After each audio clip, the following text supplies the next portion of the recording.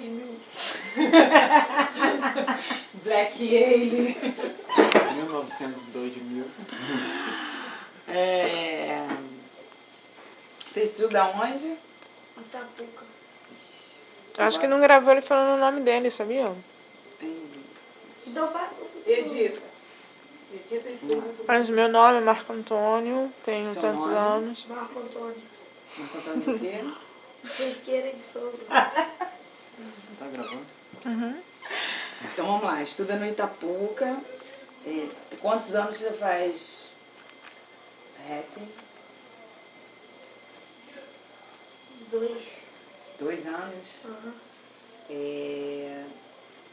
Na sua escola tem alguma coisa? O pessoal sabe Não. que você faz rap? Tem alguma atividade de hip hop? Cultura hip hop? Não. Quanto tempo você participa da roda de rima e da cantareira? Desde 2011. Desde 2011. Não, em 2011 eu ia de vez em quando. Aí em 2012 eu vim. 2011 eu vinha quando era quinta-feira. Lembra quando era quinta-feira? Não peguei essa fase, não era da minha Não. época, não, cara. Mas tinha quando era quinta-feira. Ah, Aí parei de ir. É que na verdade não era roda, era um freestyle. Já é segunda. Sem som e tal, a galera ficava só rimando. Aí depois eu fui vir em 2012, muito pouco. Aí agora eu tô começando a vir mais. A primeira roda dele já ganhou, né? Uhum. Já se tornou campeão na primeira E como é que batalha. foi assim a primeira vez? A primeira vez a gente nunca esquece. Como é que foi Como é que você descobriu assim que você queria fazer esse negócio aí? Você queria rimar, você gostava de rap? Você já ouvia? Não, Ó, a Mabu contou que ela começou, a primeira música que ela ouviu foi do a Racionais. minha foi do Gabriel Passador, do Playboy.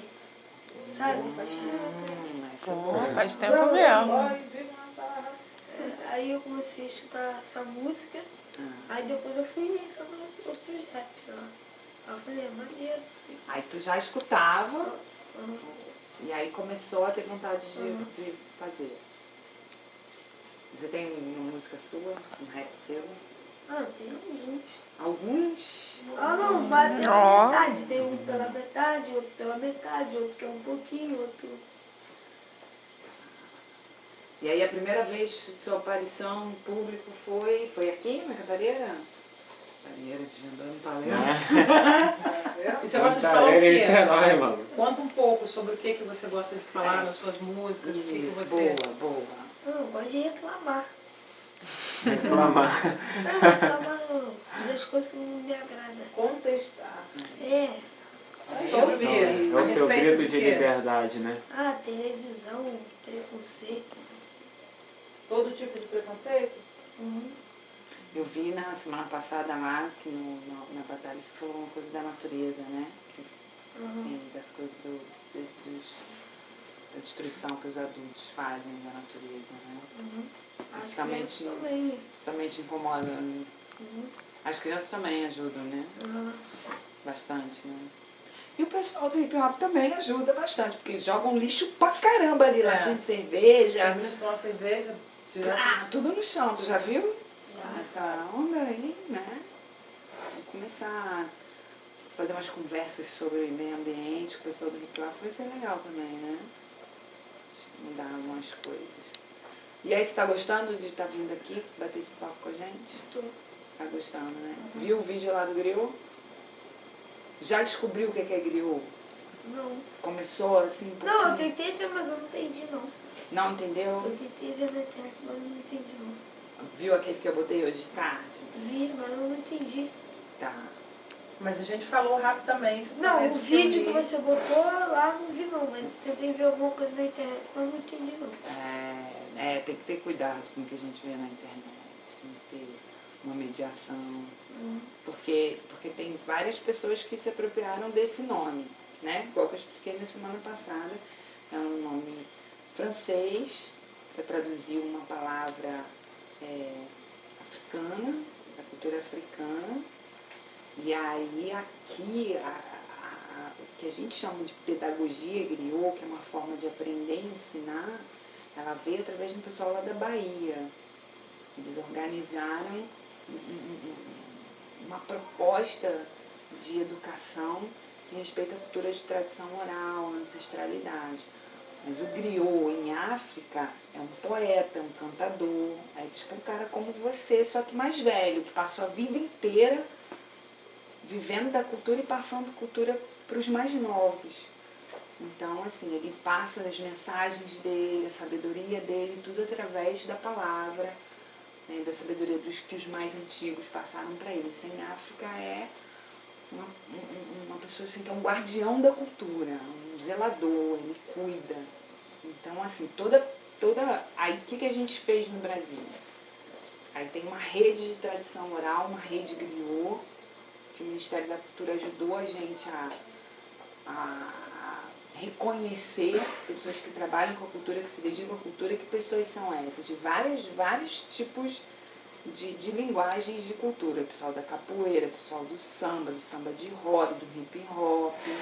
Pessoas que se dedicam para a cultura e disseminam isso, né? Disseminam a sabedoria que elas têm. Esses são os griots, né? Assim, esses que a gente entende como griot.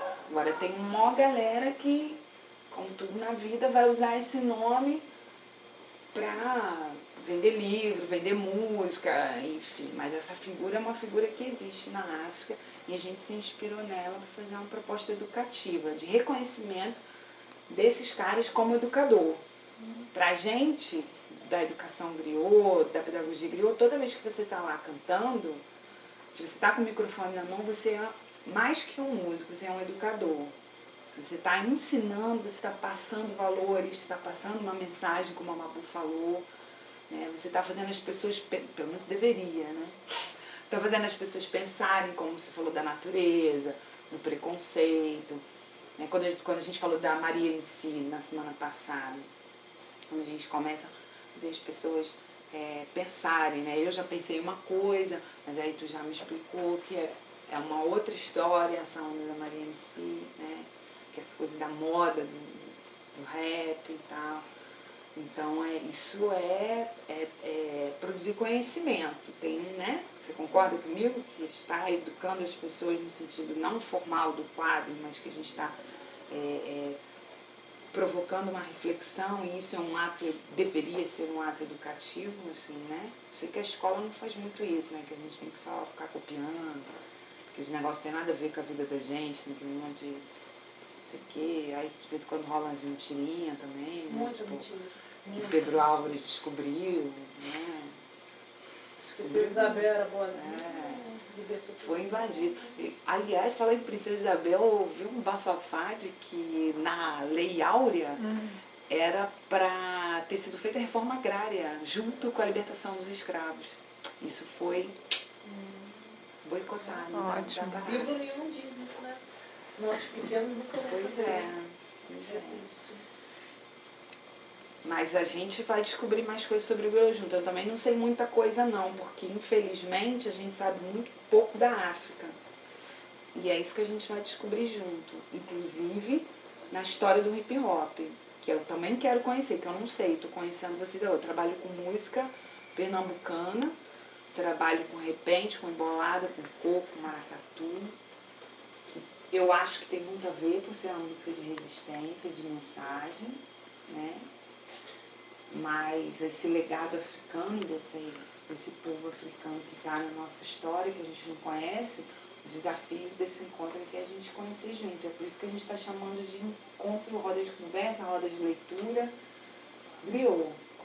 Né? Para ver o que tem de griot no hip hop, o que tem de griot no maracatu, o que tem de griot no reggae, no samba, né? No jazz, no blues, em todas as sonoridades que ainda levam essa marca e essa história para frente. É uma forma também da gente valorizar lá, né, os africanos, né, que deram pra gente um monte de coisa bacana, né, da nossa cultura. Tá ficando um pouco mais... Você vai ver o vídeo e você vai entender. Porque a criançada começa a aprender a poesia, a dançar, um monte de coisa que a escola não ensina.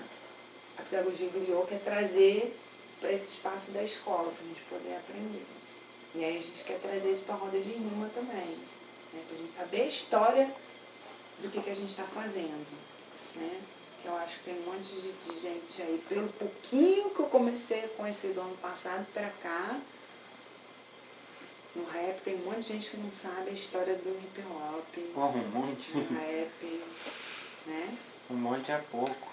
E aí tem os equívocos da discriminação, né? A gente vai ajudar a discriminar, porque quando a gente não sabe a história das coisas, das pessoas, dos movimentos, a gente vai ignorar, não conhecer, né, quem construiu aquela história.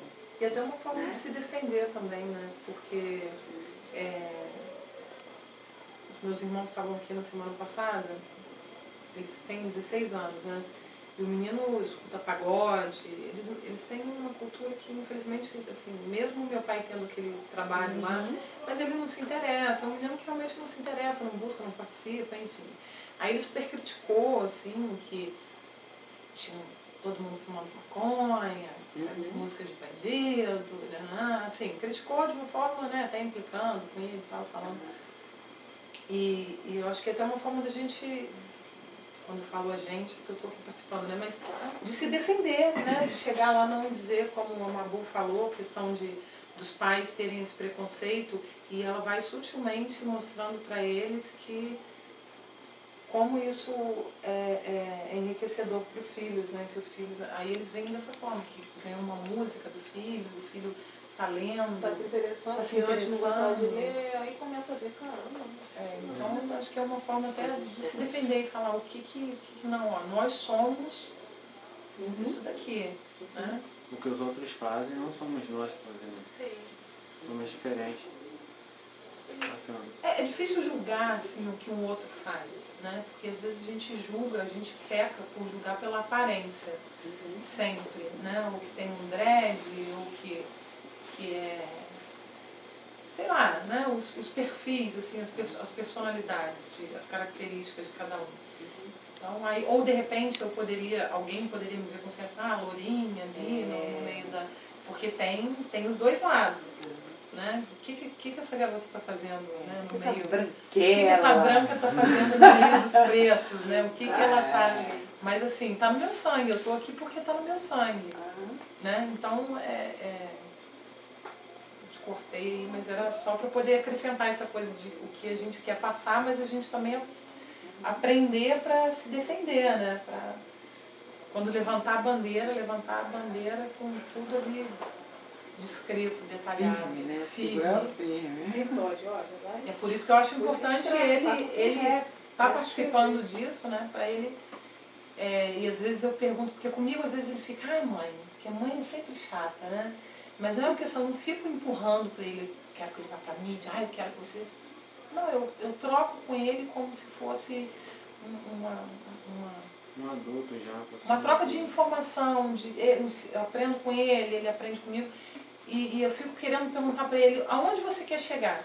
Fazendo Eu ia perguntar isso né? pra ele agora. As suas mensagens, porque ele é reivindicador, ele defende a coisa do racismo, principalmente dos negros, né, dos menos favorecidos socialmente. Ele tem essa bandeira, né, que ele carrega o tempo todo.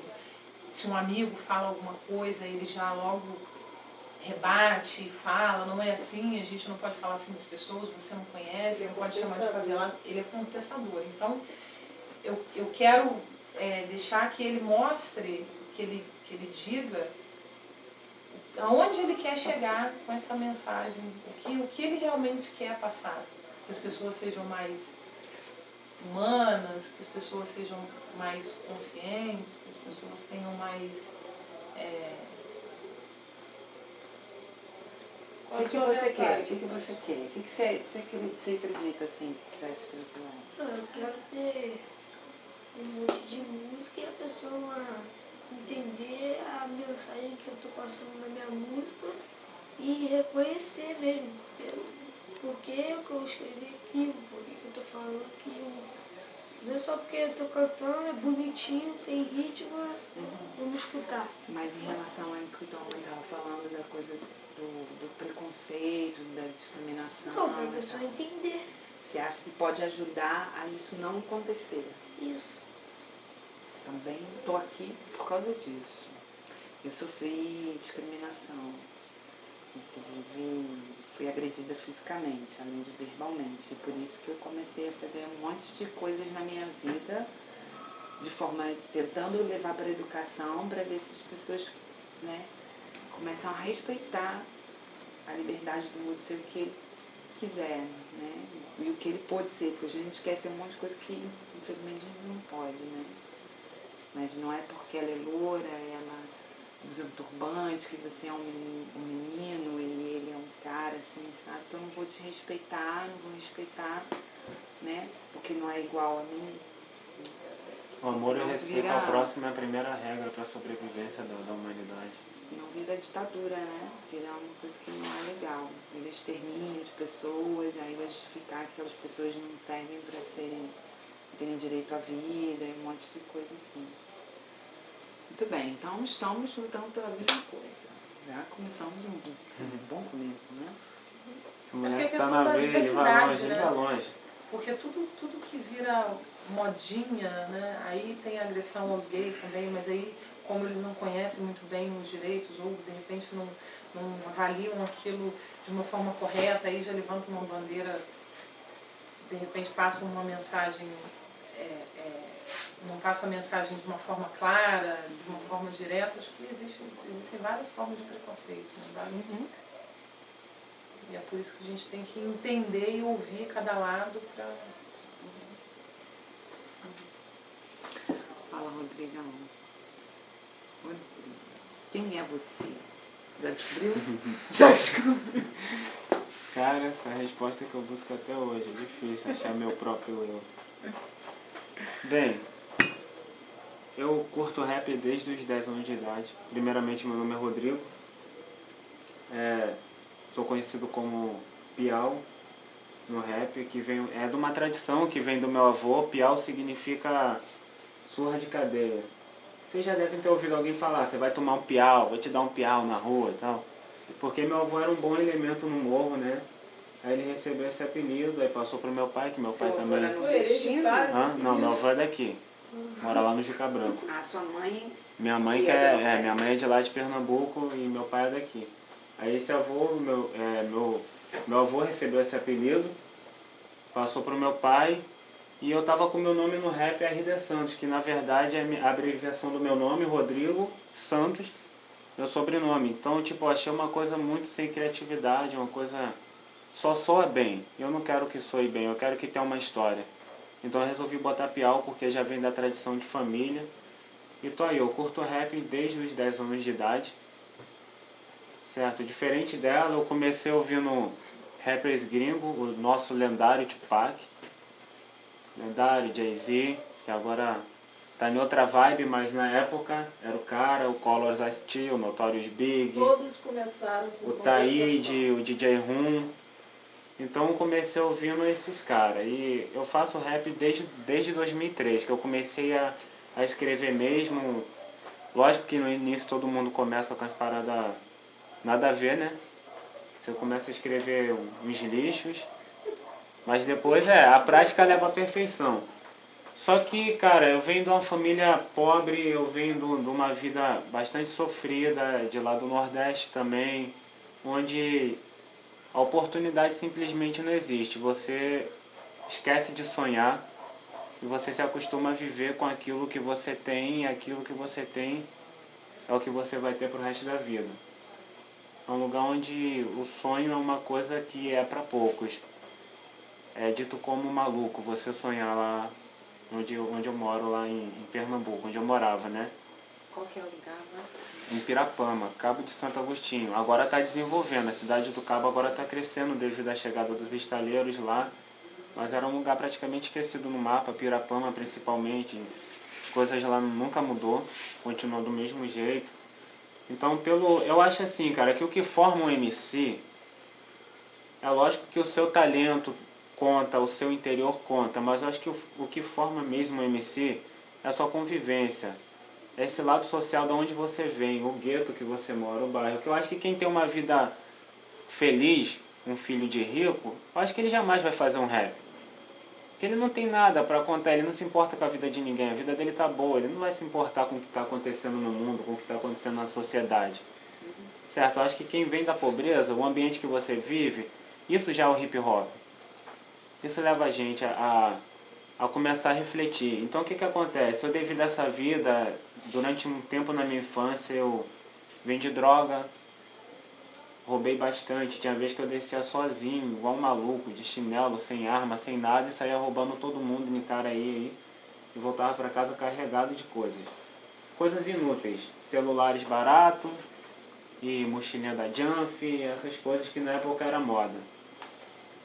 E eu curtia pagode, né? Ouvia o Martinho da Vila, ouvia Zeca Pagodinho, adorava ver uma preta dançando. A minha Adorava, cor era não gosta toda. mais? Não, claro, ainda é lindo a beleza negra, mas agora eu olho uma preta com mais respeito do que antes. Agora uma diferente, preta né? pra mim deixou de ser uma preta, ela passou a ser uma joia preciosa, uma pérola negra. É verdade isso? Claro que é verdade. Pergunta a minha preta se não é verdade. Sei não, hein, Rodrigo? Aí o que acontece? Depois eu passei pro funk, cara, sem discriminar a cultura do funk, que antigamente o funk era uma coisa boa, mas de hoje em dia todo mundo sabe que tá, né? Não vou falar porque não é interessante ficar aqui julgando o que os outros fazem, porque cada um tem seu motivo para fazer suas coisas. Mas essa coisa do funk, eu ouvia muito funk proibido, funk de bandido Vou e tal. guardar um pouco. Isso começou a me levar para esse lado errado, cara. Aí